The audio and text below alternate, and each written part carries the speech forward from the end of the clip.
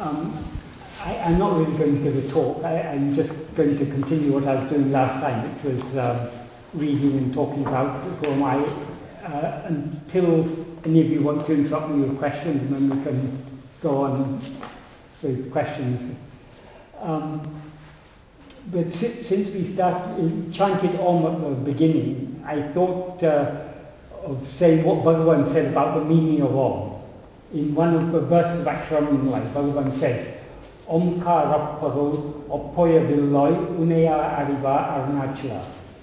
That Omkarapparo means the import or the reality of Om. Oppoya Villoi, unequaled and unsurpassed. Uneya Ariva, who can understand you, O Arunachala? So Arunachala, the meaning of Om is Arunachala. And as Bhagavan also said many times, Arunachala is I. So when we chant Om, what we should remember is not the sound of the mantra, but what it denotes, which is I. That is what Bhagavan asks us to constantly remember. But we are so interested in this external world, but we are constantly overlooking what is ever present, and our mind is darting after these fleeting appearances. Last time I read through the first 6 paragraphs of Nanya, who am I? So I'll just continue from where I left. In the 7th paragraph, Bhagavan begins by saying, Yatakamai Ulladu Atmasrupam Andre. That which actually exists is only Atmaswarupa. That is Bhagavan's experience. It is not our experience because we see all this multiplicity.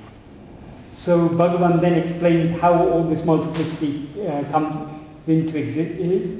What is the reality of all this? Bhagavan says, the world, soul and God are Karpanegal in it, that's in Atmaswarupa, like silver in a shell. Karpanegal means, Kalpana is a Sanskrit word that means fabrication, imagination, mental creation, or illusory superimposition.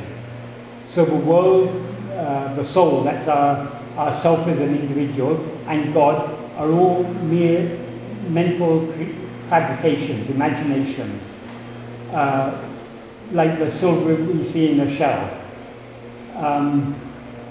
These three appear simultaneously and disappear simultaneously. As soon as we wake up from sleep, the world we see the world, we have thoughts about God, whether he exists or not, or whatever we may choose to think about him. Most of us think about him.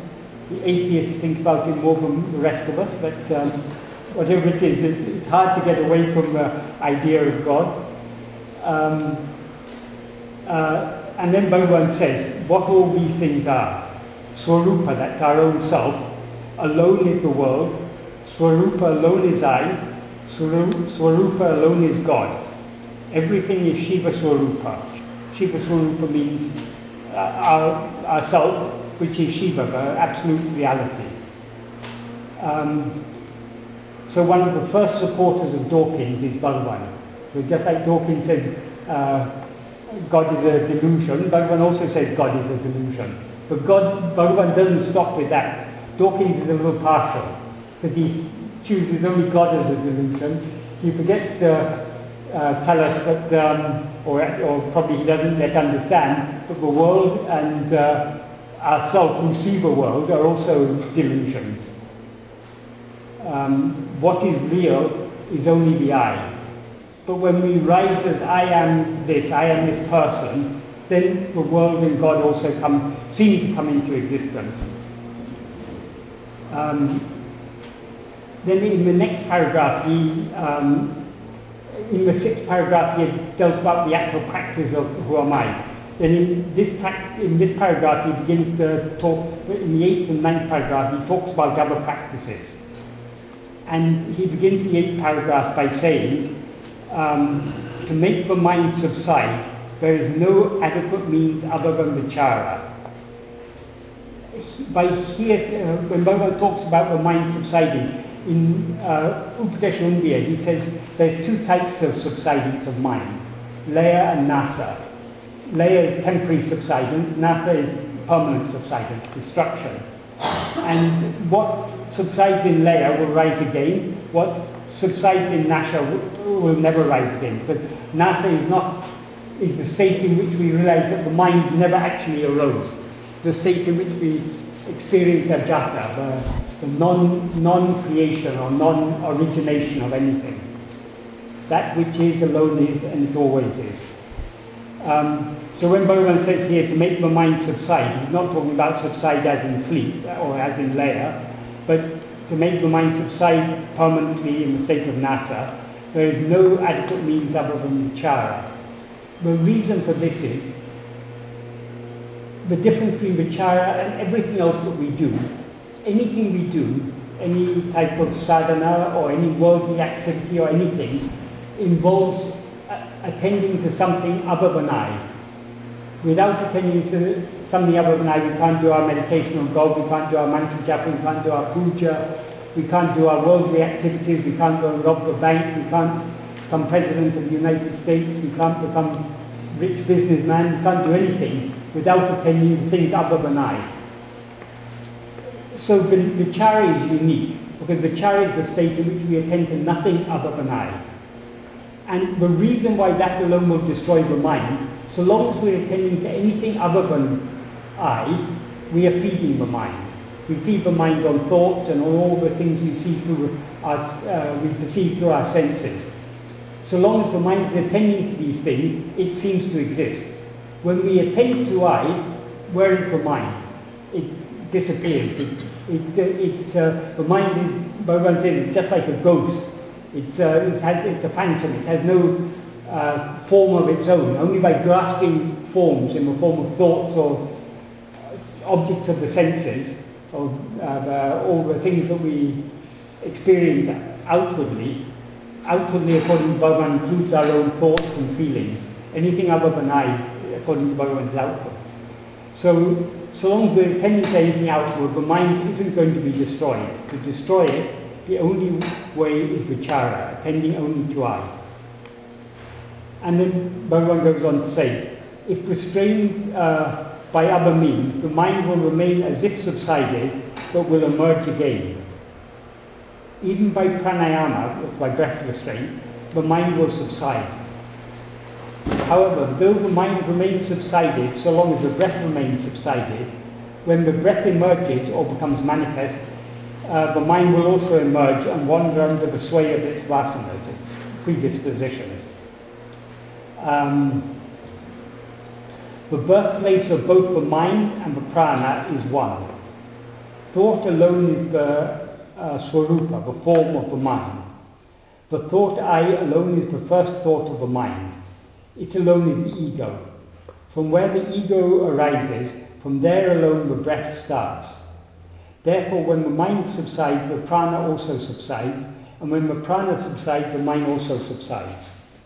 So basically, Bhagavan's there just giving in a nutshell why pranayama brings about the subsidence of the mind.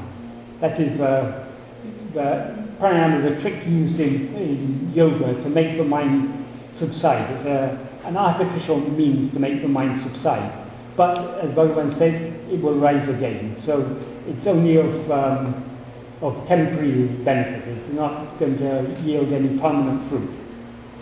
And then Bhagavan says something which is not actually his own teachings, but it's from the point of view of yoga, because he's explaining in terms of yoga.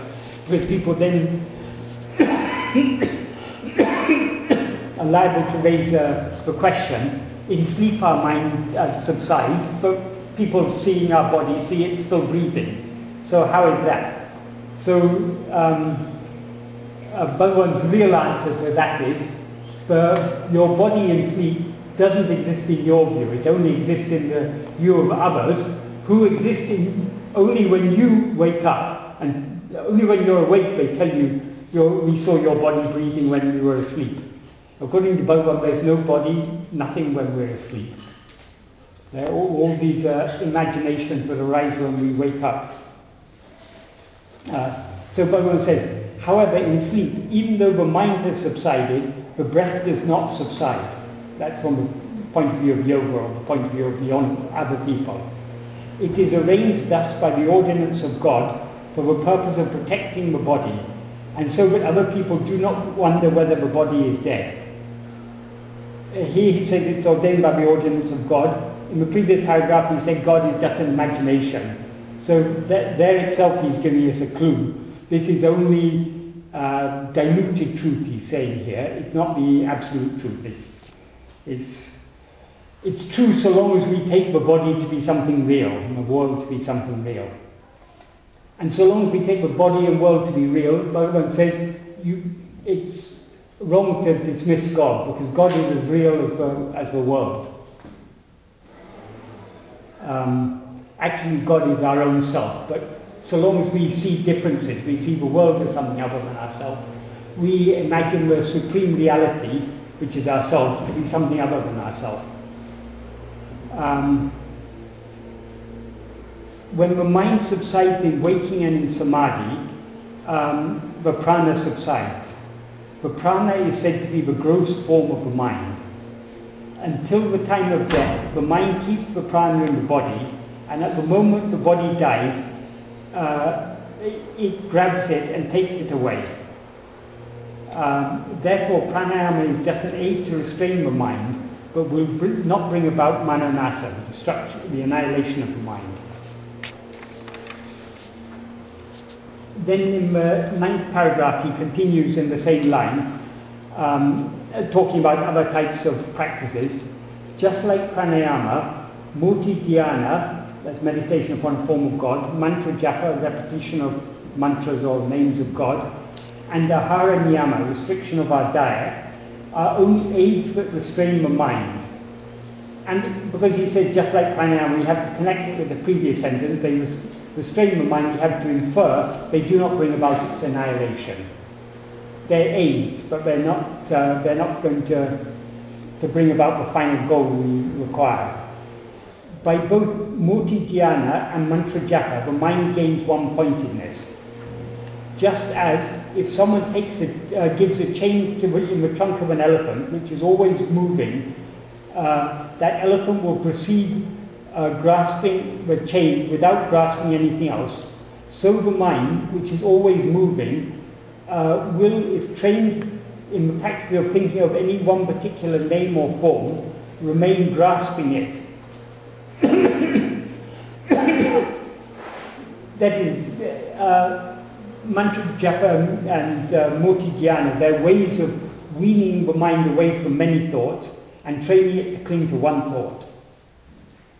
The Bhagavan says we then have to use that one-pointedness to cling to the root of all thoughts, which is the I thought. Because the mind spreads out as innumerable thoughts, each thought becomes extremely weak. For the mind which has gained one-pointedness, when thoughts progressively become reduced, and which has thereby gained strength, atma-vichara will be easily accomplished. How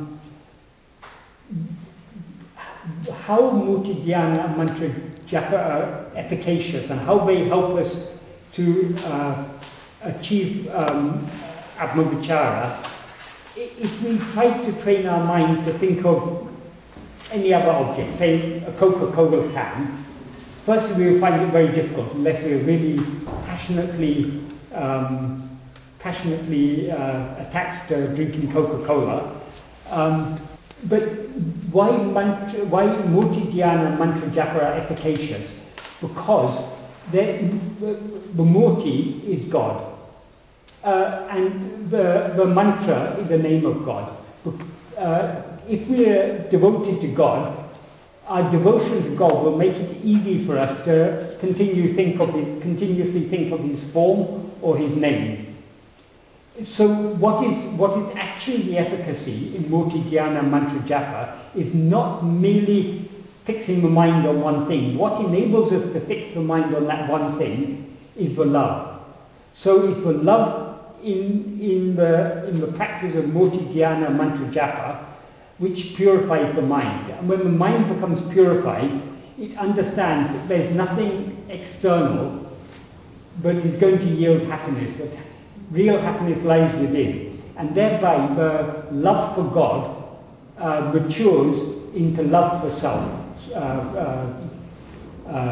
Swarupa Bhakti.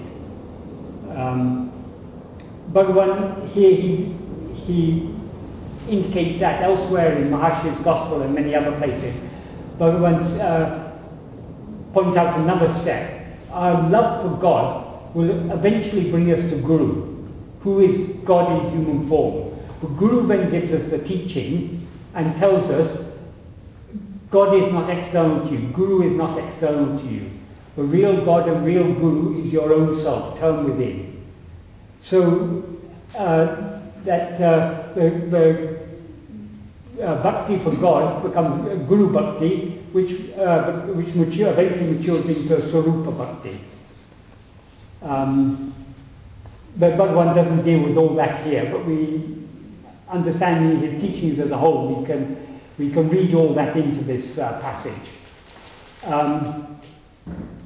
And then he concludes this paragraph with an important sentence. Vaimita Sattvika Ahara Niyama. Ahara Niyama means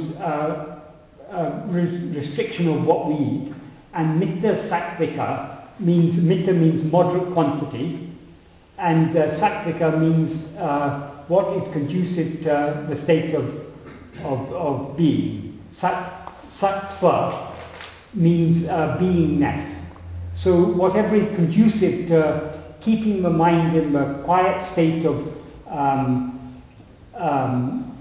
being, that is sattvika. So the food which will be conducive to keeping us in the state of being is what is sattvika ahara.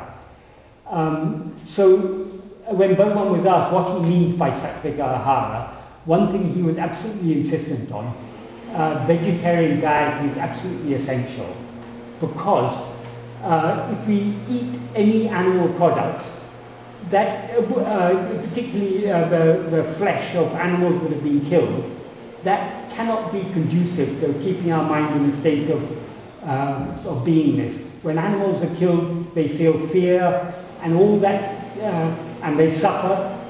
Just like we are attached to our bodies, animals are also attached to their bodies. Just like we want to continue living in this body, they want to continue living in their body. But for the sake of consuming their flesh, people murder them.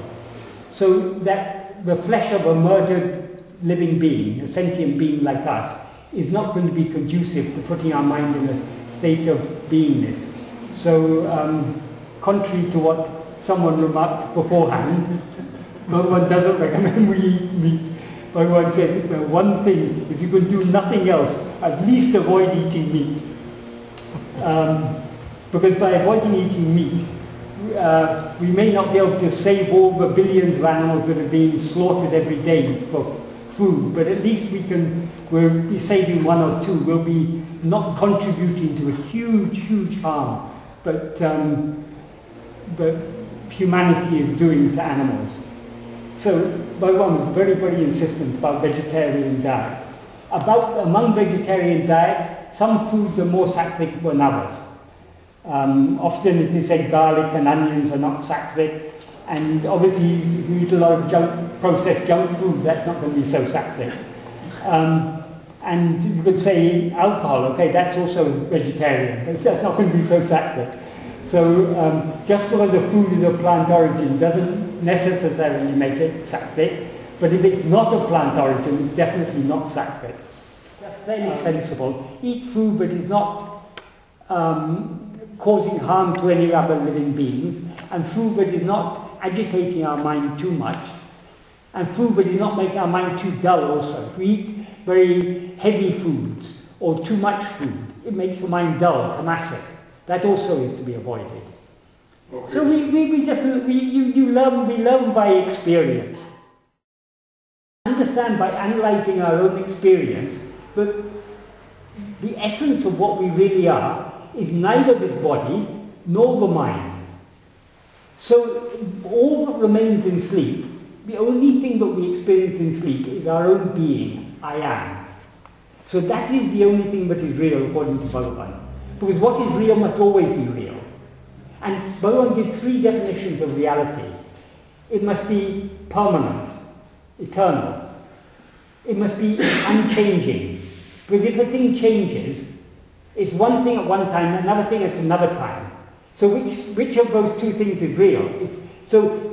What is real must be always exist, it must never change, and the third most important definition of reality the Bhagavan gave, it must be in Tamil Bhagavan said, used a Sanskrit word actually, Swayam Prakasha, self-shining. What that means is, it must know its own existence.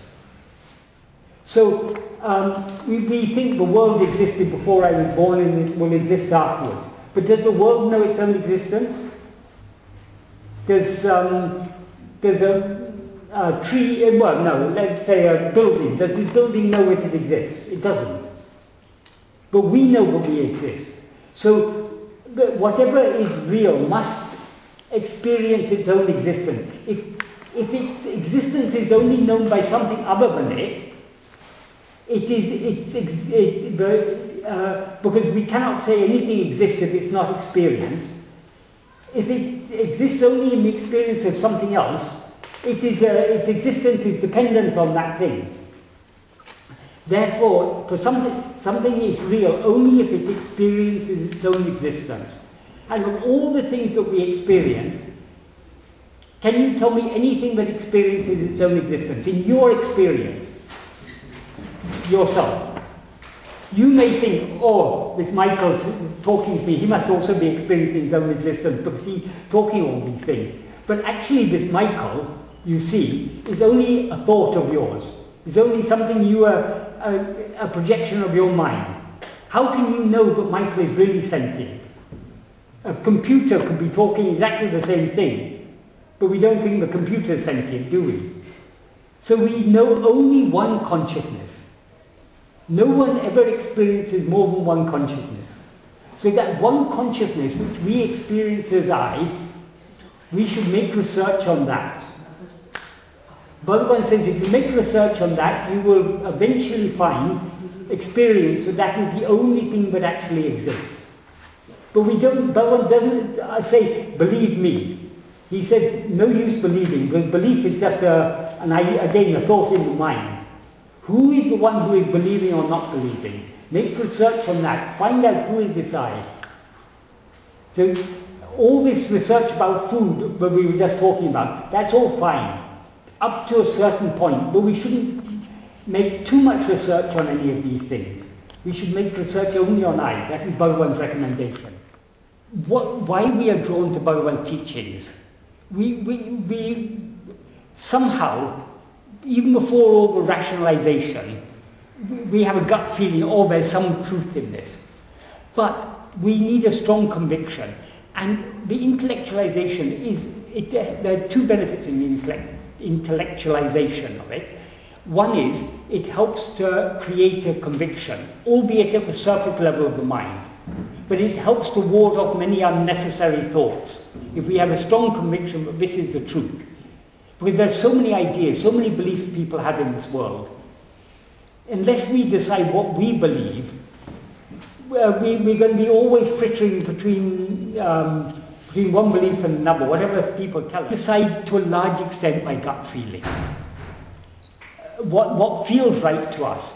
But by intellectualizing, it helps to ward off, to free our mind of doubts about so many other possibilities. Okay, but so that is one benefit. The other benefit of having a good intellectual understanding of what Bhagavan has taught us is, we have to put this into, the Bhagavan teachings is all about practice. The theory is only to help us in our practice. So having a proper intellectual understanding is necessary. It's necessary to understand that we're not this body, we're not this mind. If we think, okay, I understand I'm not this body, but I think I'm this mind, as many philosophers have concluded, we will then think, but by watching our thoughts or observing the thoughts, we are observing ourselves. But Bhagavan says, no, these thoughts are not yourself. They're things you experience as other than yourself. Who is it who experiences these thoughts? So he brings us back to the I. So for that also, this intellectual discrimination is useful. But there's a thing called Sastra Vasana, where some people who have so much taste in this philosophy, they go on and on reading and thinking of these things, they never actually put it into practice. So we have to use discrimination. We have to use philosophy to the extent to which it's useful, and not overuse it so that it takes up our whole life. Bhagavan says many things because as a concession to our ignorance. The main thing Bhagavan says is, don't see me as this body. I am not this body. In my experience, I am not this body. Because we are not ready to accept that teaching, we see Bhagavan as a body, and then Bhagavan comes down to our level and says, yes, I see the world, I see this, and I talk to you and everything. But actually Bhagavan doesn't see us at all. He does see us, but he sees only the real us. He doesn't see us as a person. But by his not seeing us as a person, that is the greatest act of grace. Because if he sees us as a person, he'll be giving reality to what is unreal. So, thank God, he doesn't see us as a person. He sees us only as self. What is a thought? Whenever we pay attention to anything other than I, that is a thought. So if we pay attention to I, we can, depending on how we choose to define our terms, we can either say attending to I is a thought, it's a thought of I, or we can say it's a state of thoughtlessness. Both are true, it just depends on what you mean by the terms you're using. If you use thought in the very strict sense of thought is the attention we pay to something other than I, then self-attention is not a thought. If we use a thought, if we broaden our definition of thought to mean whatever we attend to, that is a thought of that thing, then attending to I is a thought of I. But it's different to all other thoughts. Because whereas other thoughts feed the mind, make the mind rise, thinking of I, in other words, attending to I, makes the mind subside.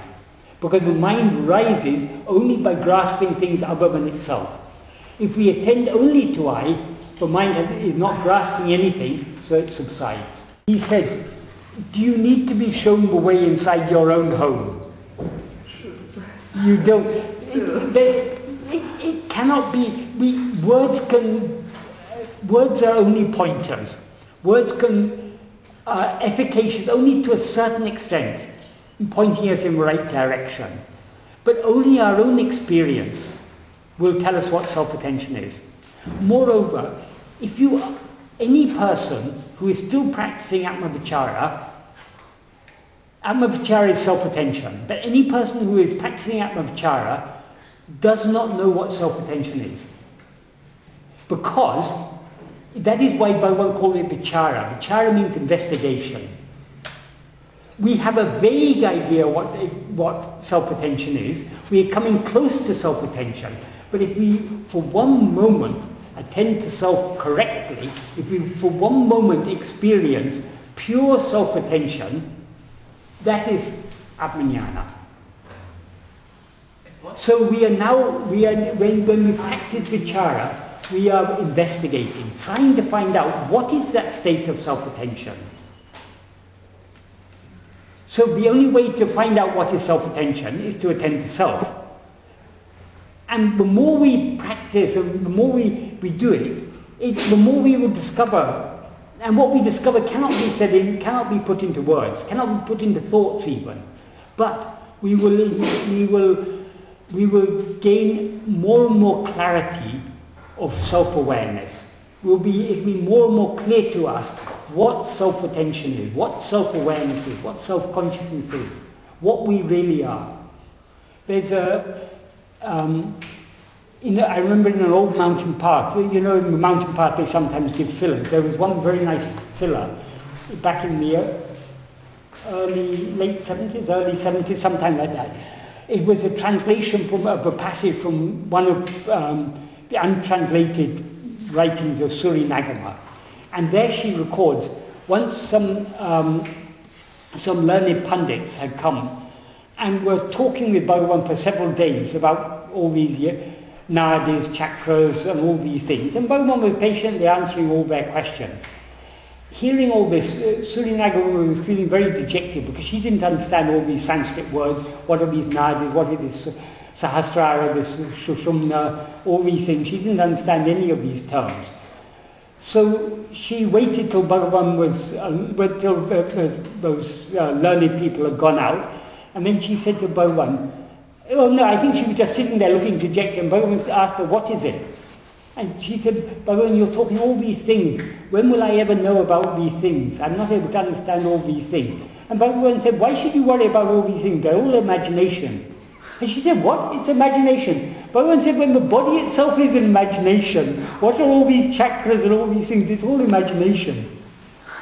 So this heart on the right-hand side of the chest, Bhagavan first said that to Kavyaganta and his followers. Then people asked him, is there any scriptural authority for this? Then Bhagavan said, it is mentioned somewhere in some Atma Upanishad, there's some mention of it. And also Bhagavan found in a Malayalam translation of an Ayurvedic text called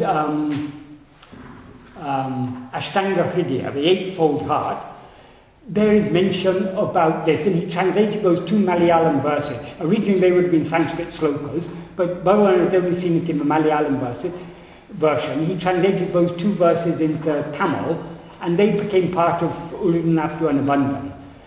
But Bhagavan said on many occasions, heart means self. It doesn't mean any point in the body.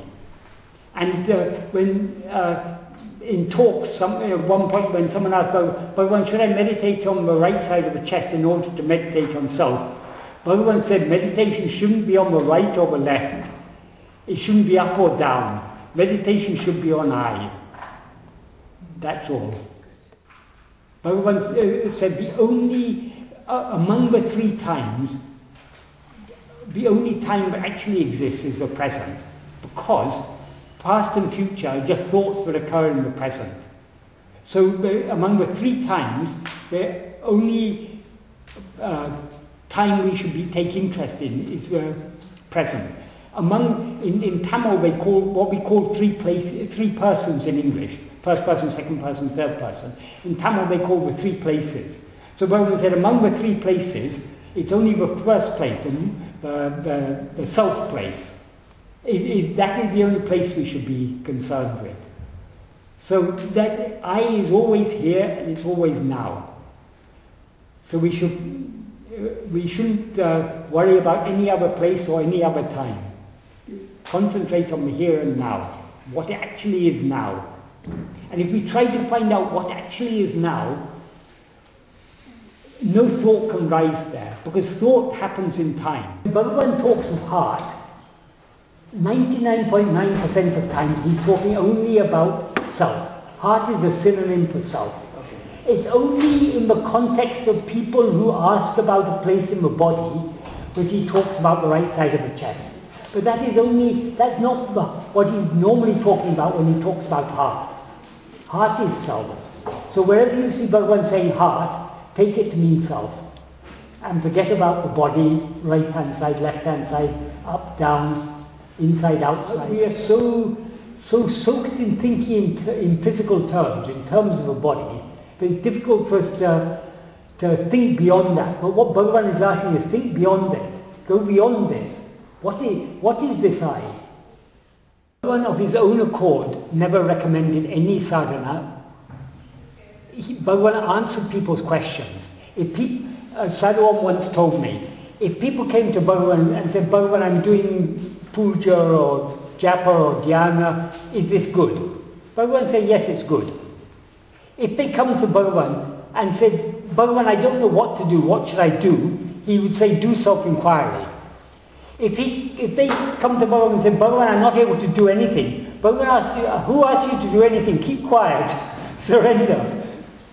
So it's according to the questions we ask Bhagavan, he gives answers. But Bhagavan doesn't actually teach any sadhana. If at all he teaches any sadhana, it is the sadhana of self-inquiry. You have to have a blemishless mind to do self-inquiry, because if you turn your attention towards I, at that moment your mind is blemishless. So we shouldn't put off self-inquiry thinking that we need purity of mind. The very fact that you have an interest in self-inquiry, a taste to at least try a little, means you've at least to that extent got a little bit of purity of mind, a little ray of a little spark of that Swapna Bhakti has been kindled in your heart by Bhagavan's grace. Fan that, forget everything else, forget all your impurities. Just that little spark of purity that is there, that's been kindled by Bhagavan, fan that. And the way to fan it is by self-attention. It's expressed in words, either in writing or in speech. It takes the form of a question. Yeah. But Bhagavan didn't actually ask us to question who am I. He asked us to investigate who am I. So you investigate by just kind of looking? By looking, I'm just saying to some other people, if I give you a book and said, find what is in this book, you don't sit and question what is in this book, what is in this book. You open the book and look inside. So when Bhagavan says, investigate who am I, we should look inside and find out what is this I. He's not asking us to question who am I. Sometimes it may be useful to ask a question just to remind yourself, but that question itself is not the inquiry, is not the investigation. But that is just the reminder to turn your attention in, turn your attention back towards the I. It's not a verbal thing. It's not verbal, no. Yeah. Okay. It's not wrong to occasionally ask yourself, oh, who's thinking these thoughts? Who's experiencing all this? It's not wrong. But don't take that to be the inquiry. Because you can sit repeating, who am I? Bhagavan said, don't make it like a mantra, like a japa. So is it more like just being vigilant? Yes, it's being vigilant about, being ever vigilant, remembering that I am. Bhagavan says in Who Am I, in one sentence, he says, if we can hold on to continuous, to ceaseless self-remembrance until we attain self, that alone is sufficient. So just remembering I am, that's all that we need to do. It's so simple. But it appears difficult because we don't want to do it, because we've got much more interest in we've got this beautiful world outside. Who wants to be looking inside of this boring eye? There are not two different eyes. The eye that disappears, when we talk about the eye disappearing, when we look at it, what disappears is all the adjuncts. Now I feel I am Michael.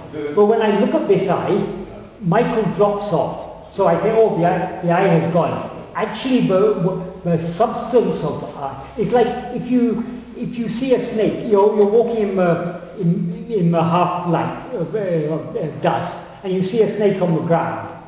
If you look at it very carefully, the snake disappears, and what remains is the rope. But they're not two different things.